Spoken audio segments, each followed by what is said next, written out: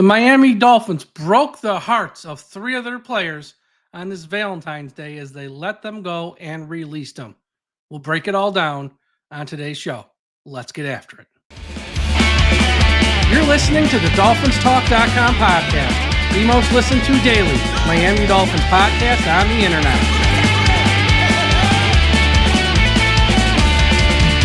Miami's got the Dolphins, the greatest of all. Come on, Dolphins fans. Time to fins up. We're in the air, we're on the ground, we're always in control. And when you say Miami, you're talking Super Bowl. Cause we're the Miami Dolphins, Miami Dolphins, Miami Dolphins number one. Miami Dolphins, Miami Dolphins, Miami Dolphins number one.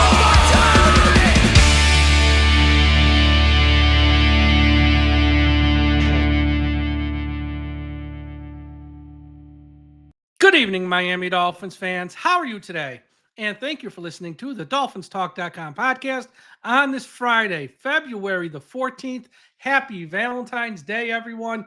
Guys, if you're listening to this on Friday evening and you might have forgot about the day, you still got a couple hours left. Run out there, buy some chocolates, get some flowers. You can't forget Valentine's Day. It's one of the days you can't forget. I didn't think I'd be doing a podcast tonight, but the Miami Dolphins made some moves, and they released three players to open up salary cap space. So we're going to talk about that. Also, I want to talk about the Dolphins adding Bobby Slowick as their senior pass game coordinator, as I didn't discuss that when it happened earlier this week. So we're going to talk about all that on today's show. But before I get to that, a quick shout out to our sponsor, Caneswear in South Florida, or just go to the website, caneswear.com. They have the best gear for the Miami Dolphins, the Miami Heat, the Florida Panthers, the Hurricanes, Florida State, Florida Gators, pretty much all of the big college teams in South Florida, all of the professional teams in South Florida. And if you're watching this, you're probably a big fan of the Dolphins. Go to caneswear.com. Check out all of their Miami Dolphins gear, hats, T-shirts, hoodies. You know, if you want a windbreaker, if you need a license plate cover, something for your car, whatever, they have it. Caneswear.com. Caneswear.com, and yes, they ship internationally as well.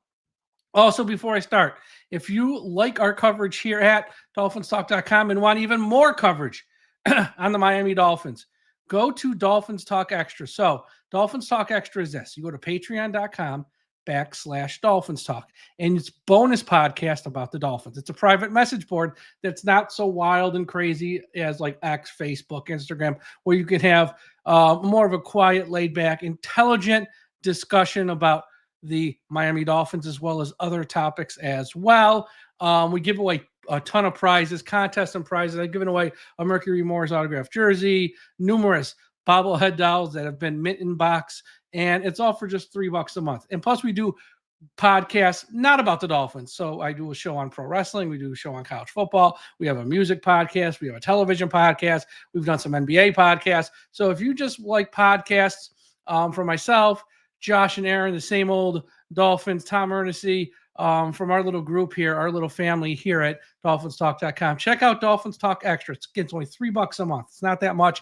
And you get all those extra shows. You get access to the message board, and you're automatically entered into every contest we run. And some of those contests are only for Dolphins Talk Extra subscribers. So your chances of winning are very, very, very high. All right, let's get into the big news. So the Miami Dolphins got a jump on some of the releases as they look to get from $12 million over the salary cap. So about 1 month from today, actually, right now we're February 14th. The start of the new league year is usually that second week of March, anywhere from 10th, 12th, 13th, somewhere around there. I'll have to check for the exact date this year. You got to be under the cap. And the Dolphins are 12 million over, which means they have a lot of work to do. And there's some low-hanging fruit here of guys who they can let go, and that would open up salary cap space. And they made three moves today that were like the low-hanging fruit moves, easy moves. And the one thing that all these guys sort of had in common is that none of them were due to have any guaranteed money next season. And if you haven't heard, the Miami Dolphins released running back Raheem Mostert, cornerback Kendall Fuller, and tight end Durham Smythe. Kendall Fuller was due to make $6.4 million next year. He is not someone worthy of making $6.4 million. Smythe, who is now or was a third string tight end behind Jonnu Smith and Julian Hill, was due to make $3.1 million. You don't pay third string tight ends $3.1 million. And Raheem Mostert, who, the minute we traded for Jaylen Wright last year in that pick to get back into round 3, you knew this day was coming for Mostert. He was due to make $2.5 million. So those guys will not see any of that money now. And they have all been let go by the Dolphins.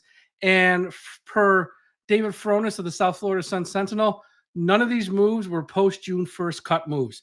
So it's not like the Miami Dolphins are going to take the bulk of the salary cap hit in 2026. They're taking the full salary cap hits now this year, which is smart. And I'm glad Miami is doing it that way. Number one, for a few reasons. Here's why. Number one, take your medicine now. You don't want your salary cap to be constantly bad by kicking the can down the road year after year after year after year. Take your medicine now so none of these guys are going to count on the cap in 2026. That's number one. Number two, the Miami Dolphins need the salary cap space now in March, not post June 1st. They have to cut $12 million in salary cap space. They can't have money come off the books in June. They need money to come off it now for a couple of reasons. A, to get under the cap, and B, you want money to spend to buy players in March, not June, when all the good players have already signed. I know it's fun to cut someone with a post-June 1st tag because, that money then gets spread out over 2 seasons, and come June 1st, you clear up, all depending on who the player is, $5 million, $10 million. It's like, you got all this money to spend. Yeah, but there's nobody left to sign. All the good players are signed in March, and the few that are still good are signed up early in April before the draft. There's not really many good players to sign come post June 1st. Those are your old players broken down, maybe one more year left in league, or guys who just aren't very good, have a ton of question marks around them. So Miami could not do any post-June. I mean, they could, but I'm glad they did not do any post-June 1st cuts here because A, they need to get under $12 million now and cut $12 million in salary cap space now. And B, they want to cut more than 12 somehow, some way through restructures of some, cuts like these, so they can actually buy a player or two in free agency and not just be at the cap sitting on their hands while every other team gets better. So I give Chris Grier, it's not often I give him credit, but I got to give him credit today. Take your medicine now, eat the dead money, and don't have this stuff hanging over your head on the cap in 2026. That would have made no sense. So here are the savings, and here are the dead money that Miami ate. For Raheem Mostert, Miami opened up $2.95 million in salary cap space by letting him go, and he will count $1 million on the cap this year in dead money.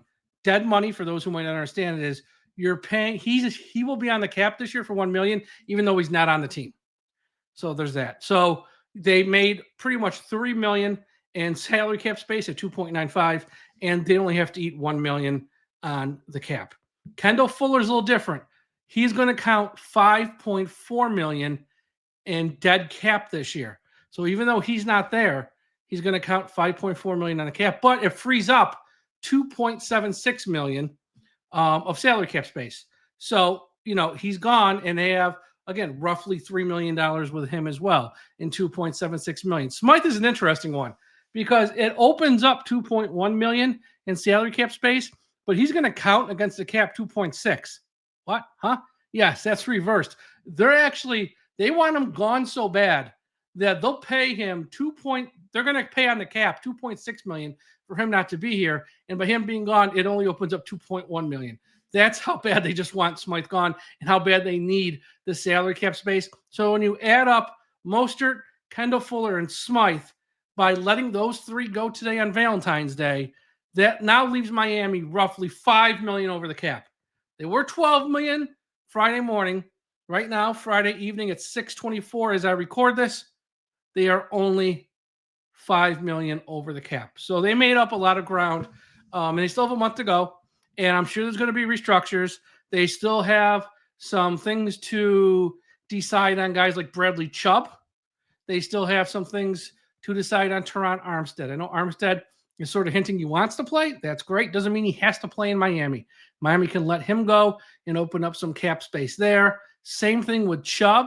Now, Chubb might be a post-June 1st one, but still, they have a couple guys here specifically older guys. That's something else that these guys have in common. They're older. They're guys on the wrong side of 30 for the most part. Smythe might be just under, but guys who are older, making a lot of money, and this team has to get younger. This was a big problem with the Dolphins last year. Oldest team in the league. You do not want to be the oldest team in the league, and you got to get rid of some of these old guys who underperformed, did not live up to their contracts last year, and can also free up cap space. So we'll see what they do with Chubb and Armstead. We're going to know before the start of the new league year. So in the next 3 to 4 weeks, we're going to know what they do with both of those guys. And the fact that they cut these 3 guys today on Valentine's Day, February 14th, we might know really quick, because it sounds like they're getting a jump on this, and they're not going to just, drag their feet. They're going to get a jump on sort of getting their house in order. So I would not be shocked if next week maybe we hear something, or maybe the week after. I don't think they're going to wait till the last minute, because there's been years where Chris Grier has waited till literally the day or two before the start of the new league year, the very last minute before he made some moves to get under the cap. I don't think that's going to be the case this year. I think they're going to be very active here in February and try to get their ducks in a row, so to speak. All right, let's talk about each one of these guys individually. Raheem Mostert was released, as I said, the day Miami last April, second day of the draft, when Miami traded a 2025 third-round pick to get Jaylen Wright in round 4 with the Eagles. You knew this day was happening, that the handwriting was on the wall for Raheem Mostert, because they used a third-round pick on Achane. They used essentially a third-round pick on Wright. Those are 2 very young players. Those are your future. Raheem Mostert is going to be 33, I believe, coming up here in April, I want to say. And, he had a miserable 2024 season. He was just bad. And I know in 2023 he was great, but it's a what have you done for me lately league. And in 2024, Raheem Mostert only had 278 rushing yards. Think about that. 278 rushing yards and 2 touchdowns. Not to mention his fumbles at the Colts and at the Bills early in the season, 2 games that Miami lost, probably cost Miami wins in those games. The Indianapolis game, 100% sure, if Raheem Mostert does not fumble, they win that game. The game against the Bills, it's not as clear-cut, but if he doesn't fumble, they might win that game, because that game came down to that late field goal that they hit the Bills from like 60 yards, whatever. So he had 2 big fumbles early in the year, and that hurt him. He only had 278 rushing yards, 2 touchdowns. For a guy over 30, his best days are behind him. If you want a clear-cut sign that his best days are behind him, yards per carry. Raheem Mostert, for his career, is at like 5.0 yards per carry or more. I think now it's at 5, but heading into this year was well over 5. That's like one of his calling cards is, like NFL all-time leaders for yards per carry at 5 yards or more. Well, this past year, 2024, it was only 3.3, lowest of his career. That's a sign. Getting tackled behind line of scrimmage, can't break tackles. You're not the same guy that you were. Because, I know fans of the Dolphins love to complain about Miami's offensive line. Well, it's not like in 2023, Miami's offensive line was great. And in 2023, that's when Mostert had 21 total touchdowns, led the NFL with 18 rushing touchdowns. So it's like, it's more than the offensive line. His play took a severe decline. He was in Miami for 4 years. He had 28 total touchdowns, ran for 4.6 yards per carry, and had 2,181 rushing yards.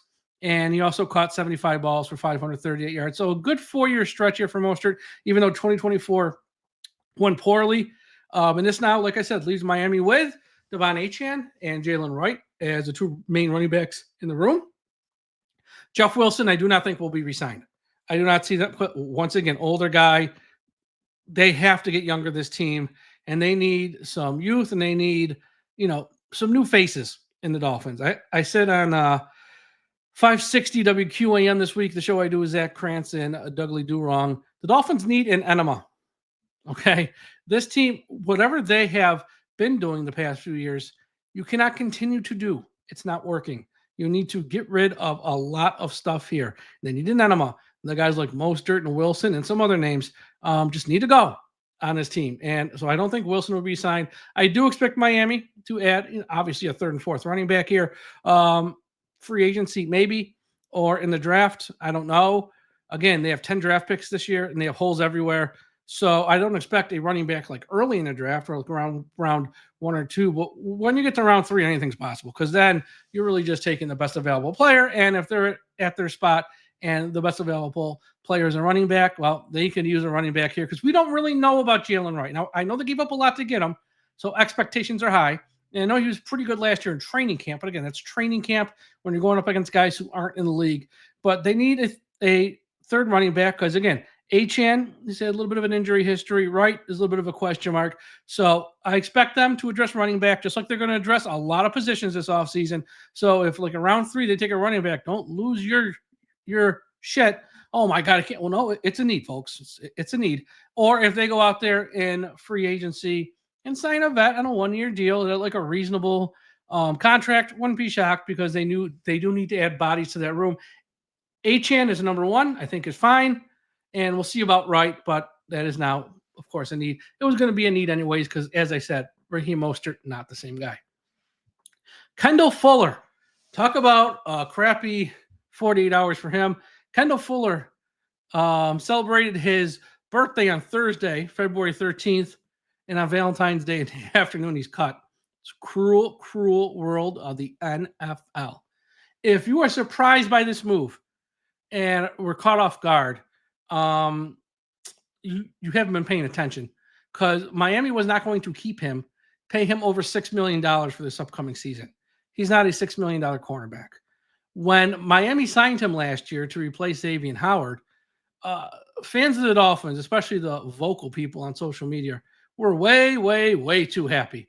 And I'm like, why is everyone like really happy we signed Kendall Fuller? Because his last year in Washington in 2023, like he wasn't good. He was bad, actually. Gave up 9 touchdowns that year, gave up a ton of long plays. Like he was a bad player. And this year in Miami, he only played 11 games, was always injured. He had 2 concussions, which is really bad. And then he had a season-ending knee injury. And now he is 30 years old. So when you're on the wrong side of 30, coming off a year, he had 2 concussions, a season-ending knee injury, and he only played in 11 games. And oh yeah, 2023, even though it wasn't here, you were bad then too. Old, injured, not very good. You're not going to pay that guy that money. This was the easiest cut to make. Miami was going to do this entire offseason. It's just a no-brainer. So, yeah, I mean, I wasn't shocked by this. In fact, I did. It's funny. Up at DolphinsTalk Extra on our private message board earlier in the day Friday, I go, I expect Kendall Fuller to be released soon. But it was his birthday yesterday, so maybe they'll wait till Monday or Tuesday. No, they literally about 5 hours after I put that up on our message board at DolphinsTalk. Actually, they pulled the plug and made the call today. So it is what it is. Now, how does this affect Miami secondary? And I'm going to curse here, so if you have children in the car as you're listening, it might be time for earmuffs. Because I have no other way to say this but this. Right now on February 14th, Miami's secondary is a fucking mess. Outside of Jalen Ramsey, you have no cornerbacks that you trust.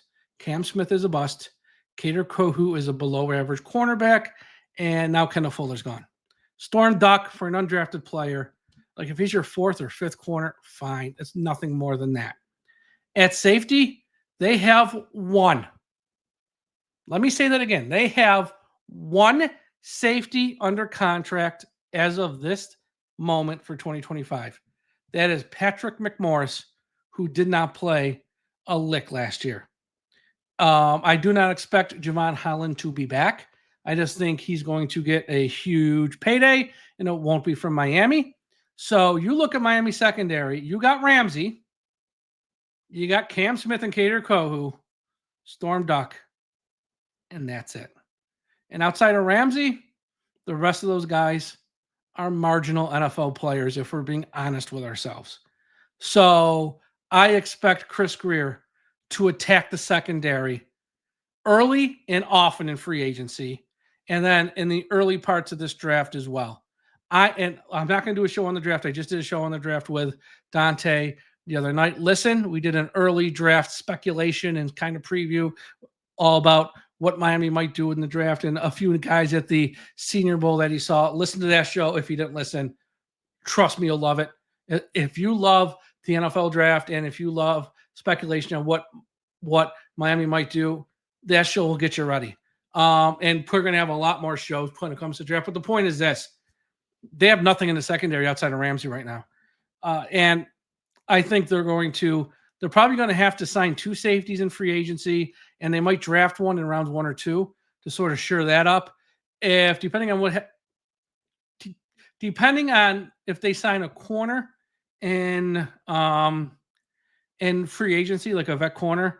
If they don't, round 1, if someone falls to them at 13, or if they feel they can slide down and get one of the other corners late round 1 and also pick up some more picks, I think that's in play too.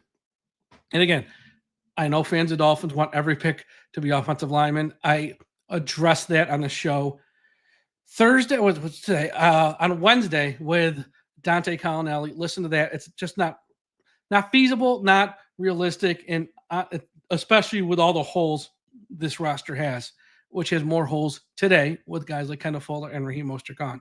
I understand why they're gone. They needed to be gone, but this secondary is a disaster as of today. They have nothing, and they're going to have to rebuild the whole thing, and they're going to be using picks in the early rounds of the draft, I think, on it, and they're going to be signing guys in free agency. I just don't think they're going to keep Holland because he's going to want too much money, and you might be able to get 2 starters for what you pay Holland. Holland's going to want a big payday. You might be able to get a safety in a corner, or you might be able to sign 2 safeties for what you pay Holland.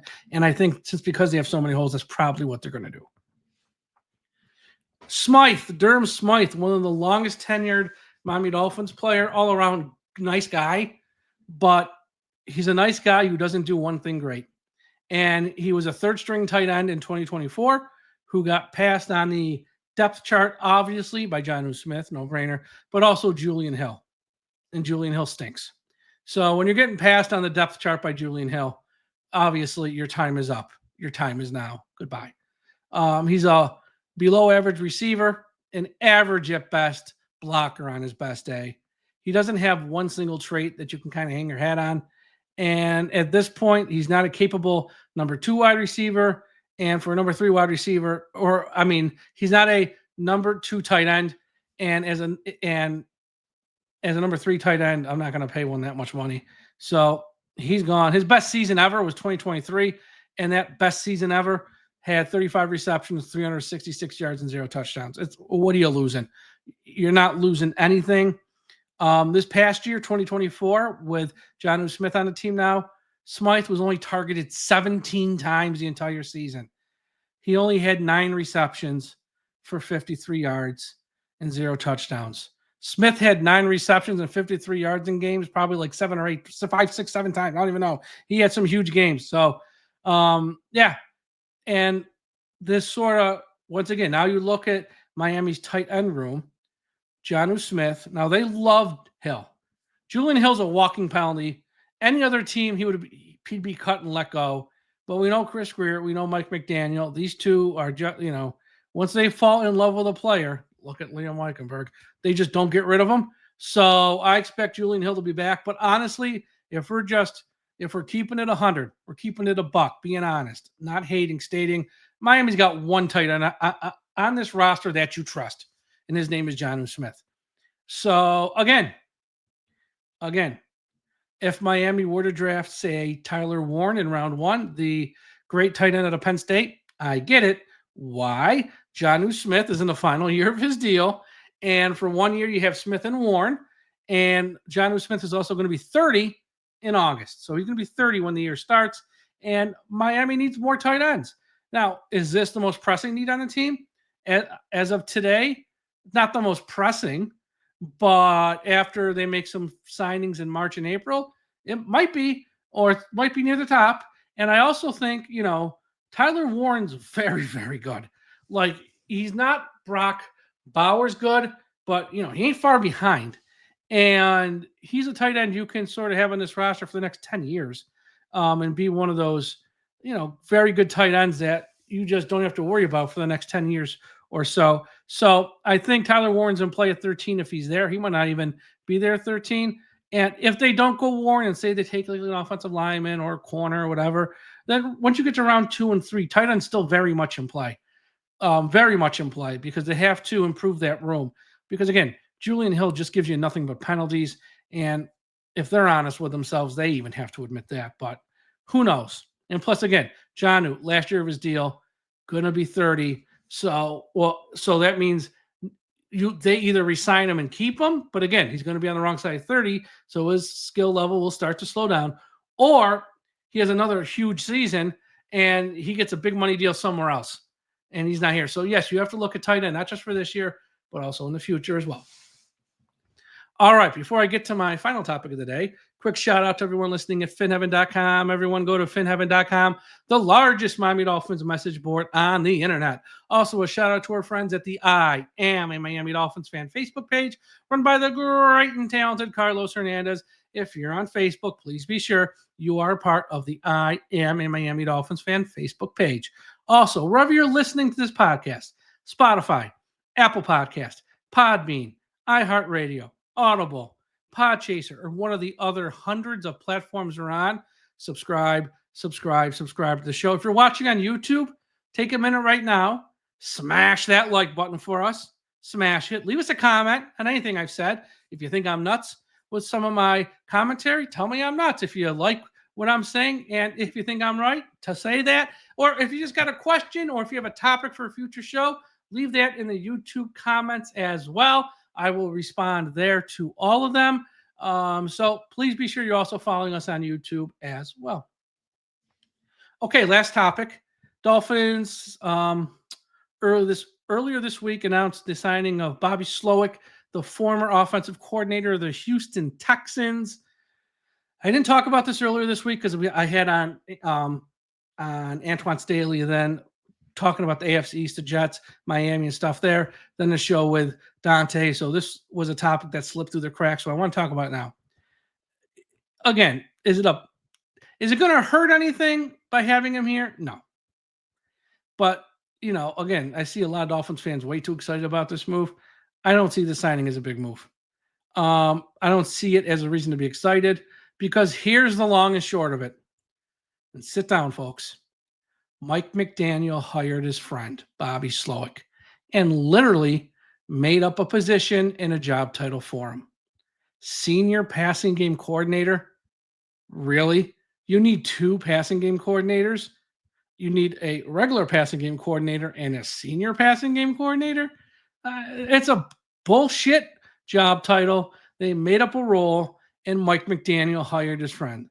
And if you think this is like Mike McDaniel having he's seen the light and he's going to give up play calling duties, you're just lying to yourself. It's not happening. Mike McDaniel is not giving up play calling.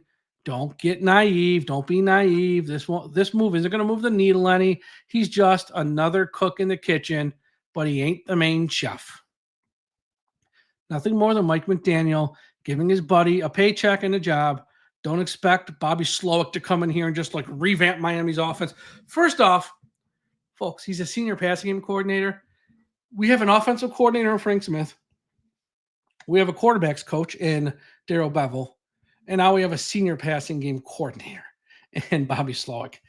If Mike McDaniel is at some point, let's say he does have an awakening and he does give up play calling, it has to go to Frank Smith. Otherwise, Frank Smith, you're just cutting off the balls of your offensive coordinator. Why wouldn't you go to what does he do? Then he's not really the offensive coordinator. If the head coach isn't calling plays and the offensive coordinator is not calling plays, if he's not calling plays, you got a messed up staff at that point. So again, people thinking that Slowick might call plays or maybe Bevel's going to call. No, he's just another cook in the kitchen. He was out of work. No one expected Houston to kind of fire him. They fired him late in the process while these other staffs were being put together, so he didn't have a chance to get an OC job somewhere else, and he didn't have a job. His brother coaches Miami. I think he coaches the secondary or the defensive backs. I know they really narrow what guys coach. This guy's a secondary coach. This guy's a defensive backs coach. 6-1, half dozen the other. It's the same job to me, but they got 2 people doing 2 different roles with 2 different job titles. So his brother is on the staff in Miami, and Bobby Slowick also coached with Mike McDaniel in San Francisco, various roles there. And he didn't have a job, and Mike McDaniel found a few bucks and made up a job for him. And he's in Miami, and I don't think it means anything, honestly. So I wouldn't get excited over it because I literally just think he's there, and he'll sit in on meetings, and he'll share his input. But at the end of the day, Mike McDaniel still calling plays. Frank Smith still your offensive coordinator, and Darrell Bevell is still the quarterback's coach and passing and the passing coordinator, but now he's got a senior passing coordinator, and I don't know what one does and what the other, because it's just made up. It's all bullshit. It's literally bullshit. Just gave his friend a job, and not that it's bad, but it ain't good. It's just is what it is. Real talk. All right. Thank you for listening to today's show. Everyone, be sure to go to the website, DolphinsTalk.com. We got a bunch of new articles up. Check them out. Also, as I said, Dolphins Talk Extra. Patreon.com/DolphinsTalk. $3 a month. It's not that much money. Private message board. We get extra shows on the Dolphins, extra shows on non-Miami Dolphin stuff. If you like podcasts, we have podcasts, extra podcasts about the Dolphins, not the ones on the free side, bonus ones, and also bonus podcasts on non-Miami Dolphins topics. And we give away contest prizes. I'm going to have a new contest or prize announced this weekend or next week, just trying to find out what prize I'm going to use. So be on the lookout for that. And if you haven't signed up, it's where the cool kids are. Dolphins Talk Extra, patreon.com/Dolphins Talk. Everyone, have a great Friday night. Have a great weekend. We'll talk to you again after a while. And folks, don't forget, we still must put an end to highway profanity.